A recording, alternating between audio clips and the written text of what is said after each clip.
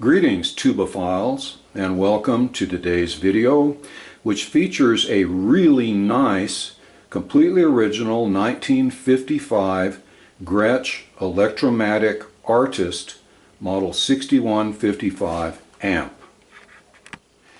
Gretsch was so fond of this amp that a few years ago they started making reproductions of it and selling them online and at the Guitar Center. And they're actually pretty good reproductions externally. Internally, of course, not at all. But we'll take a look at the reproduction and see how it compares to the real thing. So let's start out with a real close look over every square inch of this rascal, just to see how it was originally built back in 1955. And then we'll take it apart, examine the circuit, and see if there might not be a few little changes and improvements that we can make to make it a little safer and a little more reliable. First off, the covering is the really classic old shellacked yellow tweed. The grill cloth is real fuzzy and actually a lot denser than I would like. I got to think that this grill cloth is attenuating at least some of the high frequencies, if not all of the frequencies. That said, though, the grill cloth is just about perfect. Also, the leather handles in probably the best shape any I've ever seen on an amp this old. They're a nice, thick, kind of luggage-style handle, leather with white stitching. Completely original and just nice as it can be.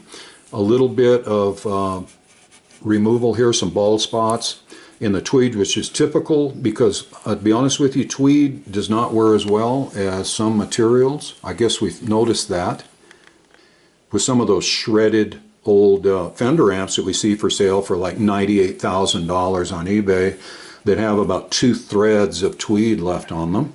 Okay, let's take a look underneath at the little feet. And surprisingly, unlike a lot of these old amps that look like they've been submerged in 3 inches of sewage, this one looks really straight. Nice little rubber feet. I think they're original. They're hard as a rock. Okay, let's take a look at the back. And the back is just about as nice as the front. These are really nice little touches, I think. The little tag, although it's installed a little crooked, Gretsch Electromatic. Okay, and then, as is the case with all Valco amps, there is a plate attached to the top with a serial number, and that letter will help you date it. In this case, this is a 1955 amp. And I was really pleased with how this control panel turned out. I used real gently car wax and just waxed it up, and it got rid of the oxidation and protected it. This has not been resprayed or anything like that. You can see that it's rubber mounted for whatever that's worth. We've got the toggle switch. I love this. It's kind of diagonal, so they could install it either way, I guess. Fuse holder, and of course, it's obvious. We got our single tone and volume controls here with nice chicken head knobs, and then 3 inputs. Now we're going to see, they all say instrument, you notice nothing says microphone. So we'll have to take a look at the schematic to see if any of these are different. So we can expect higher gain here, or wherever. Okay, inside, well, I'm going to pull it back so you get a better look, but you can see the output transformers on the speaker, and also it's an electrodynamic speaker, which I tend to like. And the tubes are hanging down from the chassis, which is located in the roof of the amp. So let's pull it back and take a look inside. It's a small thing, but I always like it when the screws that hold the back door are all original. They all match. I mean, there's no horseshoe nails or, staples or anything like that holding the back on. And they're not rusty at all. Okay, let's pull the back door. And you can see even the little flaps are still held down by the horsehide glue. And let's take a look inside. And here's the interior, just clean as can be. That's where the envelope with the extra fuses normally would be. I guess somebody must have needed one. Also, notice the really nice, clean speaker, electrodynamic, and with the number 550-3 on it, typical of Valco amps and also typical of Rolla speakers. When you open a Valco amp, pretty much expect to see something like that. Output transformer on the speaker basket. Okay, also speaking of Valco amps, look at the stamping around the tubes. Now if you remember in the mystery amp identification, I commented on having seen this kind of orange rubber stamp identification before. Well, there you go. I really think that the mystery amp was built by Valco. Here are the tubes. We'll discuss the schematic in just a minute to see what the tubes are and what they do. Beautiful power transformer. It's recessed in. You notice it's a little different than what we're used to seeing, where all the laminations are above the chassis and then this is located on top of the laminations. This one's recessed in deeply, and I guess it would have to be, or else it wouldn't clear that speaker magnet. We see here that we have a polarized two-prong power cord, which is a step in the right direction, but not quite far enough. Okay, it's nice to have the three-prong plug that can securely ground the chassis, and I am very tempted to install one when we have this apart. Okay, let's take one last loving look at the chassis. We'll see that the paint, the finish, is just flawless. Okay, so before we dissect the chassis and take a look at it, let's go analyze some of the sales literature and the schematic for this amp so we have a deeper understanding of what we can expect when we look inside. And here we have Jack helping with the office duties, with the shredding of valuable documents. There he goes, he's helping. He'd shred it himself if you let him. Okay, here we can see an advertisement for the reproduction of the Gretsch amp. Let's take a look down here. They describe the tube complement. Let's see. Oh, well, the speaker's 1 6-inch 4 ohm special design, whatever that means. And the tubes are listed 12AX7 and 1 6V6, so it must have a solid state rectifier. Everything else looks pretty much straightforward. I love the sales pitch. 5 watts, 2 tubes, 2 inputs, and 2 cool. Designed by guitarists. Well, I guess they probably have one chain somewhere back in the design department at Gretsch. But anyway, you can't argue, the little rascal looks pretty close. A lot of people are upset, I guess, when they start reproducing original things. As long as they don't try to pass them off as real, I personally am very flattered if they're reproducing something which I have the original. To me, it kind of shows respect for the original and may even increase the value of it. So there's a look at the reproduction, and I don't think the color's quite right. I bet it's a little more yellow than that. But anyway, let's go dissect the real one and see what makes it tick. Now here's some of the sales literature I have on the amp.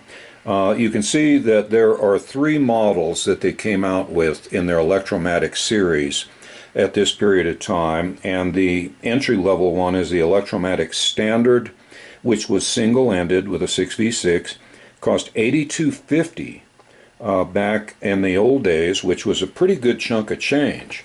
Then we'll jump up here to the Ultimate, the Electromatic Deluxe, which is a double-ended and has 6L6s, much more powerful, and a hefty $250 price tag. Okay, and if you want it in Western finish, it's $265, and I'll bet you that's the one now that brings all the money. Let's take a look though at the one that we're going to discuss today. Now here's the middle of the road version that I own, and it's the Gretsch Electromatic Artist Amplifier. Let your friends know that henceforth, once you own this amp, you will be known as the artist. Also, you will be considered husky, good looking, and 3-ply. Now I myself consider 4-ply to be more appropriate, but 3-ply I guess will have to do. It's double-ended with two 6v6s, and $110 back in the 50s, when that would probably buy you a halfway decent used car. And then if you want the extra Macintosh cover, it's at another $6.50, which I can tell you from experience would buy you about 25 hamburgers at the local drive-in restaurant. In conclusion, we've got 5 tubes putting out about 10 to 12 watts. Okay, let's take a look at the schematic and see what we think. Okay, here's the schematic. We've got 3 equivalent inputs. There's no high gain microphone input on this. Rather low impedance, 47K, feeding the grid of a 6SQ7, which is cathode biased. Output from the plate through the coupling capacitor, through the volume control, and into the 6SC7 paraphase phase inverter. Just a quick review here of paraphase phase inverters. We see that the first triode of the 6SC7 comes over here and feeds directly into the grid of the top 6v6. It also feeds back through this resistor and capacitor into the grid of the second triode of the 6SC7. That outputs an out-of-phase signal down here for the grid of the lower 6v6. We have a field coil speaker with about 1,000 ohms of DC resistance and a single built-in cabinet speaker. The power supply is unremarkable. We've got 10, 10, and 10 microfarad caps at 450 and a 5Y3 rectifier. One last thing I'll draw your attention to is the 6SQ7 tube's a little unusual.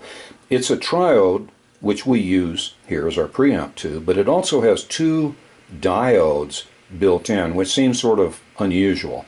Now, this was normally a radio tube, and diodes are very useful in radio to rectify and eliminate carrier frequency signals. And as you notice in this case, they simply ground the 2 diodes. Now, I'm assuming that 6SQ7s were readily available and inexpensive, so the amp manufacturers would snap them up and probably save a dime or 20 cents or so a piece by using them in amplifiers and simply grounding the extra parts that were not used within the tube. Here's something that I found to be just a little unusual about this circuit. We see here that the B+ comes out and encounters the field coil of the speaker. We know that the field coil serves 2 purposes. One, it develops electromagnetism to be the magnet for our speaker. And secondly, it's going to serve as a filter choke to reduce the ripple in the B+. We feed it in here to the center tap of the output transformer primary, and then feed the plates of our 2 6v6 output tubes.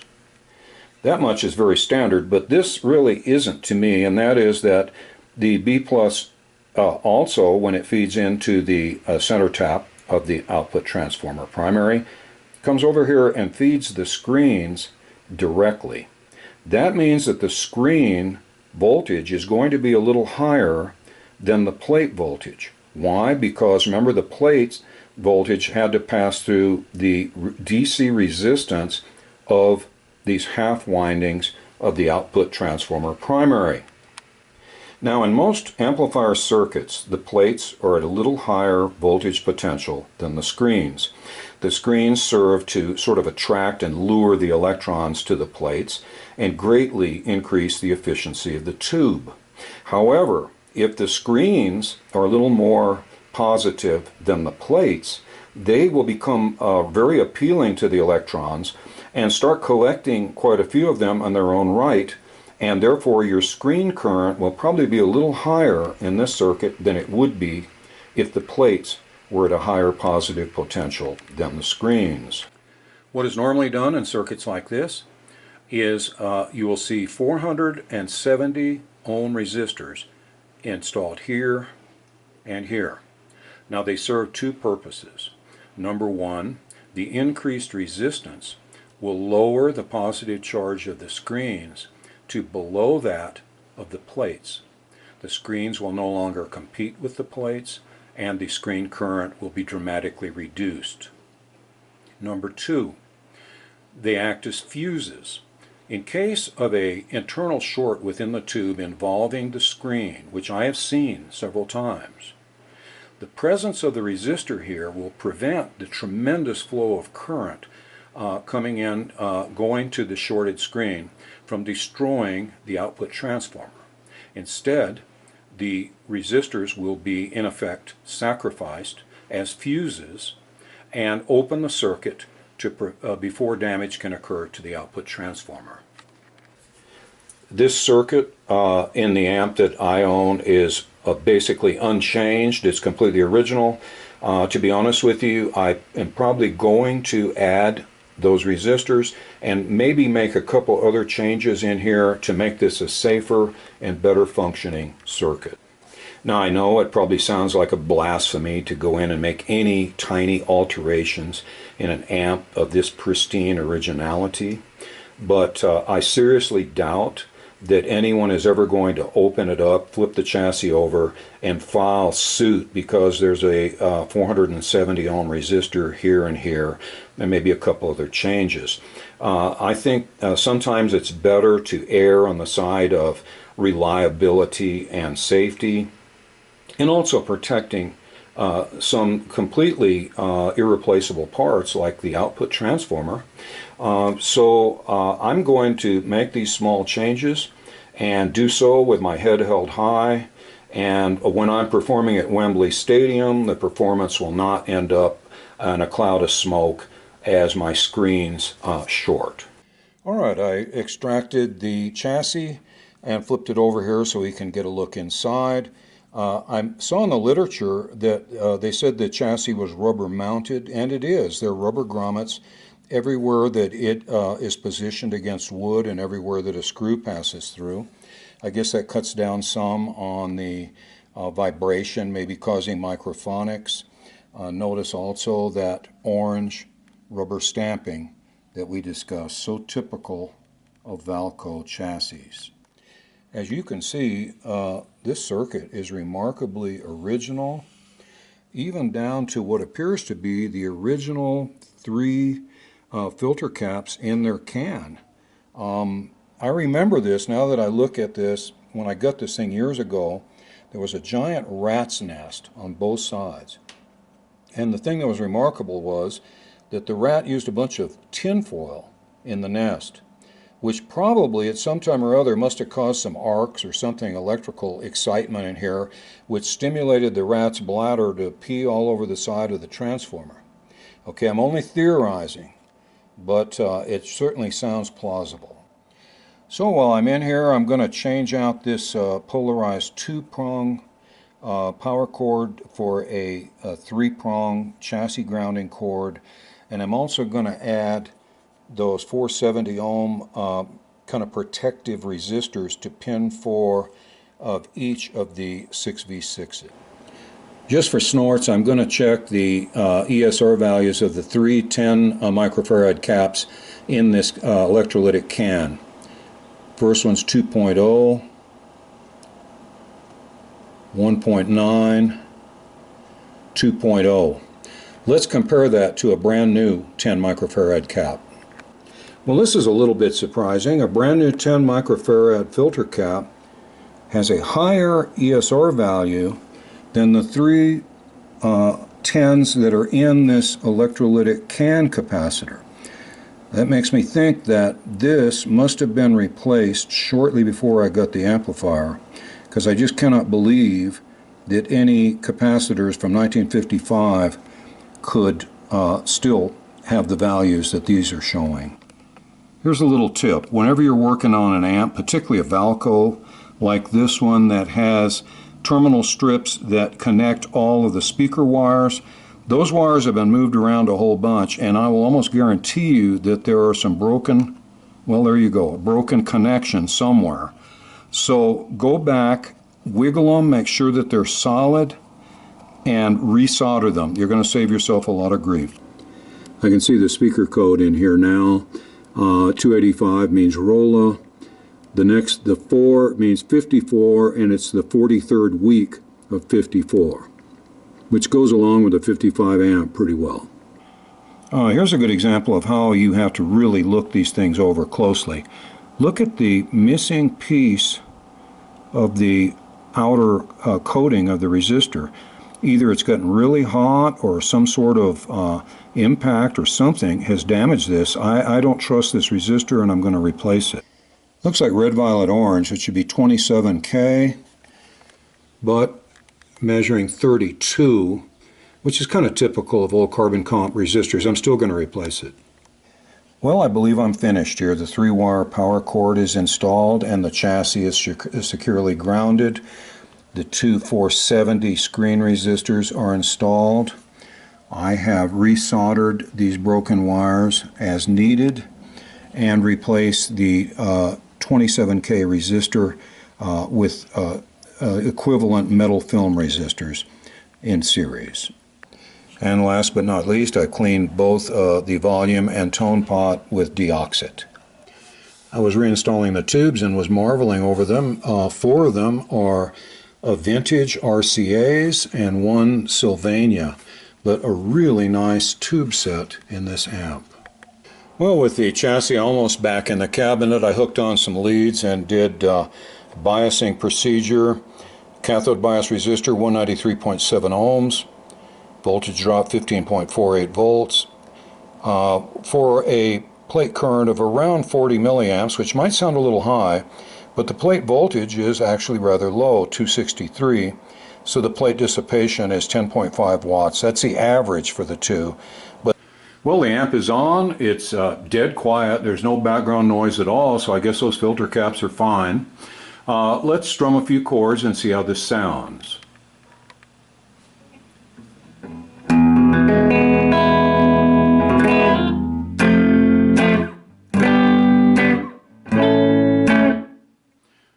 Pretty darn good, actually.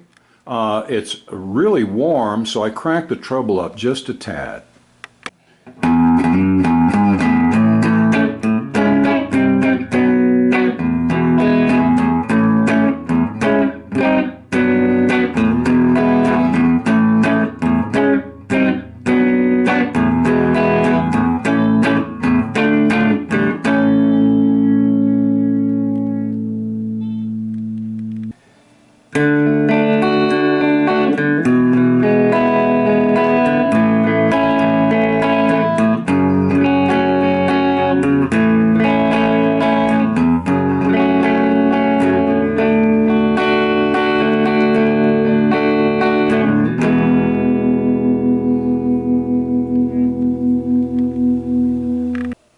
Well, that's about it for this inspection, repair, and evaluation of the Gretsch 6155 Artist Amplifier.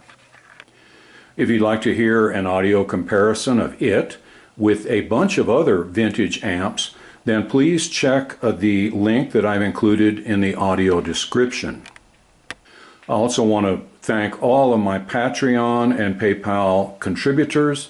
Thanks to you guys, we don't have any advertising on this channel and hopefully never will. For all of you other 50,000 some odd subscribers, please consider making a Patreon pledge or a PayPal contribution. Jack and I would really appreciate it. Now enough pandering and gabbing. Let's go take a look at a really snazzy old 1982 Jeep CJ7. Okay, you tube sniffers, here's today's automotive offering from Jack's Used Car Lot. A real change of pace today. It's a 1982 Jeep CJ7.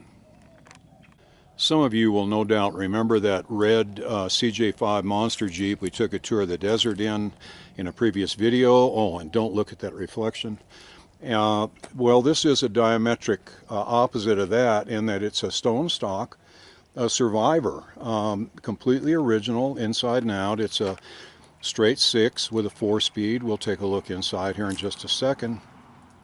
And other than a rather mediocre paint job, this thing is in super nice shape. After I sold the other Jeep, I instantly regretted it, because living right beside the desert like I do, there's so many possibilities, trails to follow and mountains to climb and things like that, that it's almost negligent not to have a Jeep here so that you can take advantage of what nature has to offer. I had to fabricated this rear bumper out of heavy steel because it had no bumper. It came with the original fiberglass Jeep top and the metal doors, which is a really nice asset. That's close to $2,000 worth of extra accessories, which I enjoyed receiving. Let's take a look at the interior. I got nervous when I saw the seat covers, but the seats are perfect underneath. They're a light gray, which doesn't really fit in. I made a console here for, you notice, for my big drink when I'm out there romping through the mountains, and it holds, I got 2.5 gallons of water, some compressed air for the tires, a tool set and things like that. Plus it looks like diamond plate. It's the same stuff I used on the floor of the Model A pickup. 4-speed with the regular old Jeep transfer case. 4-wheel drive, all the gauges work. A nice radio with stereo speakers. Original steering wheel. Heck, even the windshield washer works on this jewel. And here's the engine. I wasn't lying. Stone stock, original. I think it's a 258 cubic inch 6 with a smog pump still in place. The carbon canister right down there for the to absorb gasoline fumes. It has the catalytic converter still in place, and yet it runs like a top. Okay, so enough boring talk. Let's close this beast up and go for a little spin in the desert. Okay, life is good. We got the big drink in the console, and we're headed out through the open desert to those hills you see on the distant horizon. We've got a road for part of the way, such as it is. Now we're going to get into a riverbed up here, which is really soft sand, and I'll have to go to 4-wheel drive.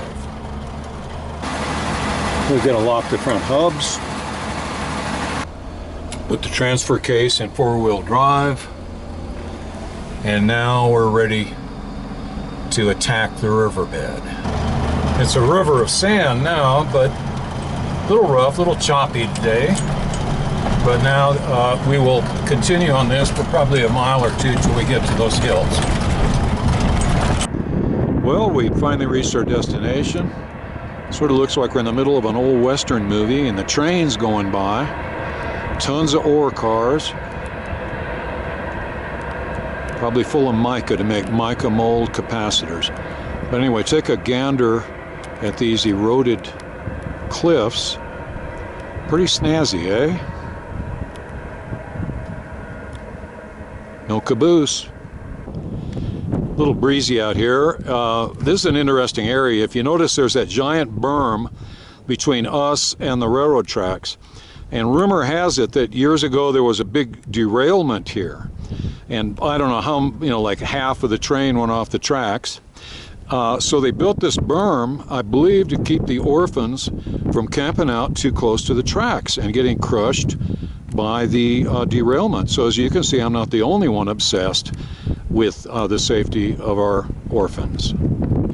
For the faint of heart, you might want to get out your Dramamines or just get out entirely, because we're going to go up this steep cliff and down the other side to get to a really neat trail. When I say trail, I'm using the term very loosely.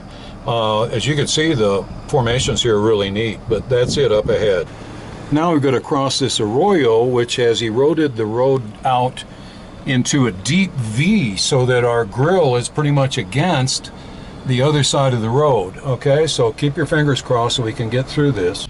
Okay, this is a good place to stop and change my depends after that arroyo crossing and take a look at how neat these cliffs are around here.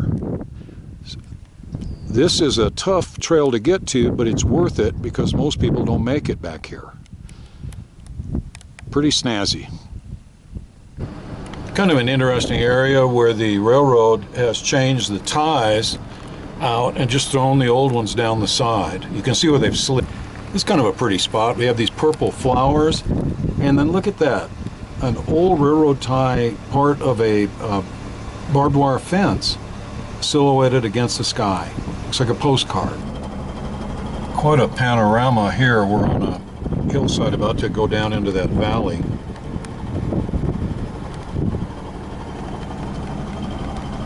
The road less traveled. Another interesting hilltop and panorama. Look at how that fence is headed over the horizon. You can see the trail we're going on. It'll be a little treacherous. Pretty nice, eh? Time for another depends break. This one for the big drink, not the arroyo crossing. Look at these purple flowers, really nice.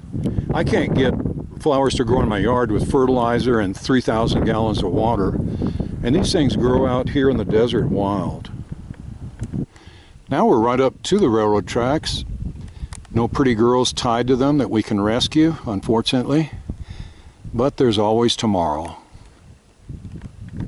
Look at that, a whole sea of purple flowers. And if we weren't here, nobody would know about them.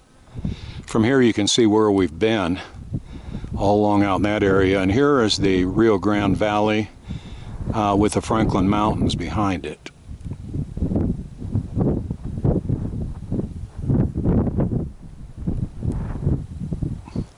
Pretty nice.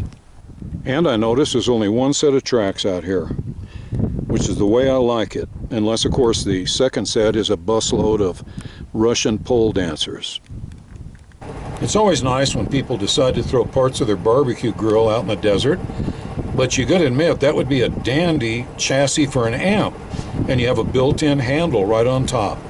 Pretty slick. Well, it looks like we're back to civilization, so time to unlock the hubs and head for home. Well, that's about it for the fun-filled Jeep tour. Hope you enjoyed it. As you can see, you don't need giant tires and a lot of horsepower to have fun in the desert. And I hope you did have fun. Thanks for joining me, and I will see you again in future videos.